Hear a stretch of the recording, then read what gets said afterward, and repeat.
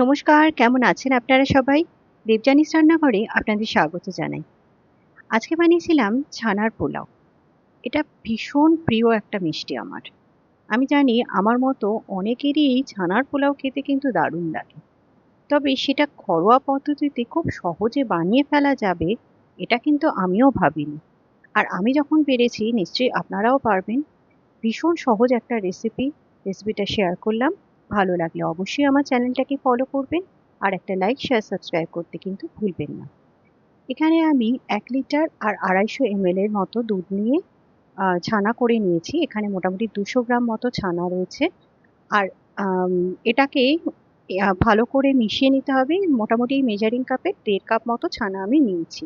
এটাকে একদম সফট করে নিতে হবে এভাবে হাত দিয়ে ঘষে ঘষে। এখানে দেখুন ছানাটা একদম নরম হয়ে গেছে। এখানে 50 গ্রাম মতো আমি আলাদা সরিয়ে রাখলাম। আর এই 150 গ্রাম ছানাটার মধ্যে আমি কিছু জিনিস মেশাবো। এর মধ্যে আমি দিয়ে দিচ্ছি 2 চামচ বেসন, 1 চামচ ময়দা, 2 চামচ মতো কর্নফ্লাওয়ার, দিয়ে দিচ্ছি খুব সামান্য একটু জায়ফলের গুঁড়ো। আর এখানে নিয়ে নিয়েছি আমি 1 কাপ চালের গুঁড়ো। আমি এটা কেনা চালের গুঁড়োই ব্যবহার করছি। আপনারা চাইলে বাড়িতে বানিয়ে নিতে পারেন। এখানে মেজারমেন্টটা হলো যতটা ছানা থাকবে ঠিক ততটাই কিন্তু চালের গুঁড়ো। যেহেতু আমি এখানে 150 গ্রাম মতো ছানা নিয়েছি, এখানে গ্রাম হিসাবে এখানে 140 থেকে 45 গ্রাম মতো চালের গুঁড়ো রয়েছে। এবার অল্প অল্প করে জল দিয়ে এটার একটা একটু টাইট ডোই বানিয়ে নিতে হবে, খুব একটা সফট হবে না এটা। এখানে দিয়ে দিচ্ছি আমি সামান্য একটু ইয়েলো ফুড কালার, শুধু কালারের জন্য। এটা ভালো করে মেখে নিয়েছি। তবে একটা জিনিস দিতে ভুলে গেছিলাম, আমি 1 চামচ ঘি এখানে অ্যাড করতে হবে। ঘিটা দিয়ে এটাকে আরেকবারও আমি ভালো করে মেখে নিচ্ছি। এটা রেডি হয়ে গেছে, এটা একটু ঢেকে রেখে দেব। এখানে যে 50 গ্রাম ছানাটা ছিল তার মধ্যে দিয়ে দিচ্ছি 1 চামচ কর্নফ্লাওয়ার, হাফ চামচ সুজি, 1 চামচ মিল্ক পাউডার আর হাফ পিঞ্চ মতো একটুখানি বেকিং সোডা। এটাকেও খুব নরম করে মেখে নেব। এর মধ্যে দিয়ে দিচ্ছি সামান্য একটু এলাচ গুঁড়ো।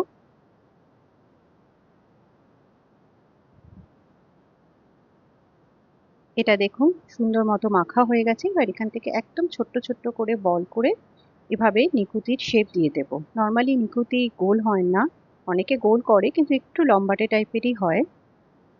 এভাবে নিকুতিগুলো সবকটা বানিয়ে নেব। এখানে সবকটা রেডি হয়ে গেছে। এরকম একটা মোল্ড আমি এখানে নিয়েছি এটা বানানোর জন্য। নর্মালি এটা অনেকের বাড়িতেই থেকে থাকে।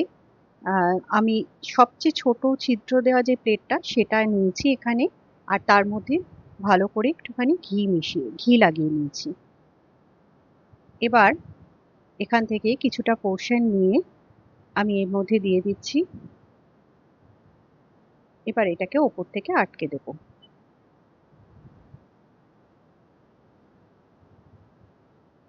এটা রেডি হয়ে গেল। এখানে তেল কিন্তু গরম করে নিয়েছি। তেল একদম হালকা গরম আছে, আপনারা দেখে বুঝতেই পাচ্ছেন। খুব ছোট ছোট বুদবুদ মতো উঠছে। এই সময় এখানে নিকুতিগুলো প্রথমে ভেজে নিচ্ছি। একদম লো ফ্লেমে এটাকে ভেজে নিতে হবে। ততক্ষণে এখানে আমি রসটা বানিয়ে নিচ্ছি। এখানে আমি নিয়ে নিলাম 1.5 কাপ চিনি আর দিয়ে দিচ্ছি 1.5 কাপ পরিমাণ জল। চিনিটাকে ভালো করে মেল্ট হতে দেব। এখানে চিনিটা মেল্ট হয়ে গেলে এখানে দিয়ে দিচ্ছি 3টে এলাচ, 1 টুকরো দারচিনি, 4টে লবঙ্গ আর একটা তেজপাতা। এতে খুব ভালো গন্ধটা আসবে, একদম দোকানের মতো। এবারে এখানে একতার দুতার কোনো দরকার নেই, জাস্ট এটা একটা চিপচিপে টাইপের রস তৈরি করতে হবে। যেমন তেলে হাত দিলে যেরকম লাগে ঠিক এক্স্যাক্টলি সেরকম। এখানে রসটা রেডি হয়ে গেছে। এবার এখানে এই গরম রসের মধ্যে নিকুতিগুলো আমি ছেড়ে দিলাম। এটাকে ঢাকা দিয়ে 10 থেকে 15 মিনিট এভাবেই রেখে দেব। এখানে আমি একটা ব্যাচ অলরেডি ছেড়ে দিয়েছি। আমার ভিডিওটা তোলা হয়নি, যাই হোক আপনাদের আমি আবারও দেখিয়ে দিচ্ছি। এটা দেখুন ভাজা হয়ে গেছে, খুব একটা ভাজতে সময় লাগে না, এটা লো ফ্লেমে একদম ভাজতে হবে।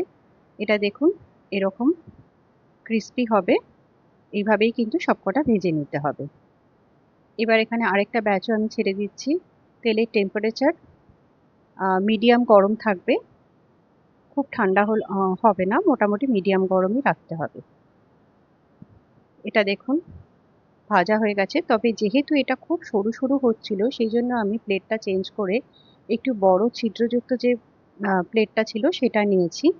এটাতে একবার ট্রাই করে দেখছি, তবে এটাও আমার ঠিক মনের মতো হয়নি, যেহেতু এটাও বেশ মোটা মোটাই হচ্ছিল।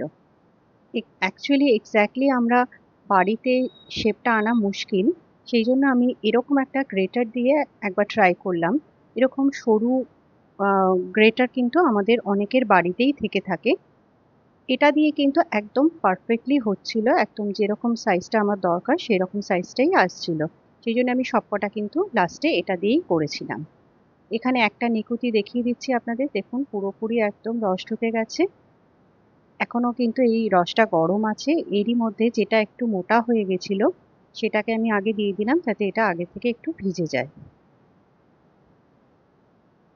এবার এটাকে ঢেকে রেখে দিচ্ছি। এবার এখানে দেখুন আমার কিন্তু সবকটাই একদম রেডি হয়ে গেছে। এবার সবকটাই আমি এখানে দিয়ে দিলাম এবং রসের সাথে এটাকে ভালো করে মিশিয়ে নিতে হবে। এটাকে এবার ঢেকে রেখে দেব অন্ততপক্ষে 6 থেকে 7 ঘন্টার জন্য।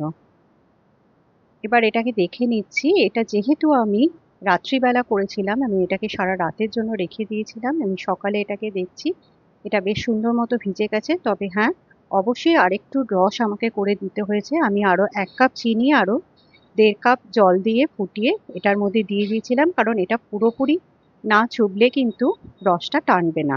সেই জন্য আপনারা প্রথম থেকে এই মেজারমেন্টে যদি করেন, মোটামুটি 2.5 কাপ চিনি আর 3 কাপ পরিমাণ জল নেবেন, তাহলেই কিন্তু এটা পারফেক্ট হবে। এটা দেখুন একদম পুরোপুরি সফট হয়ে গেছে।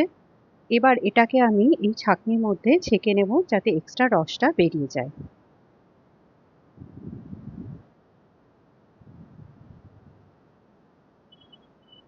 এখানে দেখুন এটাকে পুরোপুরি আমি ছেঁকে নিয়েছি। এখানে এক্সট্রা রসটাও বেরোচ্ছে আর এখানেও পুরোটা বেরিয়ে গেছে। ব্যাস, এটা এক্সট্রা রসটা বেরিয়ে গেলেই কিন্তু এটা একদম রেডি। লাগছে তো একদম দোকানের মতো। শুধু দেখতেই নয়, সত্যিই কিন্তু খেতেও একদম দোকানের মতো হয়েছিল। আশা করি রেসিপিটা ভালো লেগেছে, আর আপনাদের কেমন লাগলো সেটা কিন্তু জানাতে ভুলবেন না। আর অবশ্যই করে এত সুন্দর একটা মিষ্টি বাড়িতে অবশ্যই ট্রাই করুন।